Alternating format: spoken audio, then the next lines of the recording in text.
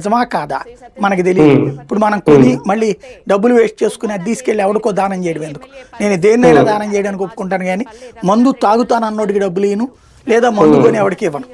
ఇది వాడి జీవితాన్ని మనం నాశనం చేయడం ఎందుకు? మన వలన ఒక నిమిషం ప్రాణం తీసిన దండగే కదా అనుకుంటాను. కాబట్టి ఆ మందుకు సంబంధించినటువంటి విషయంలో ఆ రేటు ఎక్కువకి అమ్ముతున్నారా లేదా, బాటిల్ మీద ఉన్నటువంటి రేటుకి కంటే ఎక్కువకి అమ్ముతున్నారా లేదా, ఇది ఇదివరకటి రోజుల్లో అయితే టీవీ ఛానళ్ళకి ఓపిక ఉండేది. హిడెన్ ఆపరేషన్స్ నేను టీవీ నైన్లో ఉన్నప్పుడు అట్లాంటి చేసేవాళ్ళు, జెమినీలో ఉన్నప్పుడు అయినా చేయించేవాడిని హిడెన్ ఆపరేషన్. ఇప్పుడు పెద్ద సీక్రెట్ కెమెరాలు కూడా అక్కర్లేదు.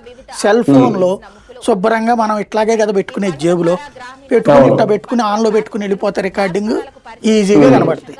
ప్రతి మందు బాబు కూడా తను వెళ్ళి తను బ్రాండ్ అడిగి తీసుకుని ఇదేందయ్యా దీని మీద ఎంఆర్పి ఇంతే ఉంది కదా అని అడిగితే అవతల వాడు సమాధానం చెప్తాడు. అవన్నీ సోషల్ మీడియాలో పోస్ట్ చేస్తే అర్థమవుతుంది పబ్లిక్.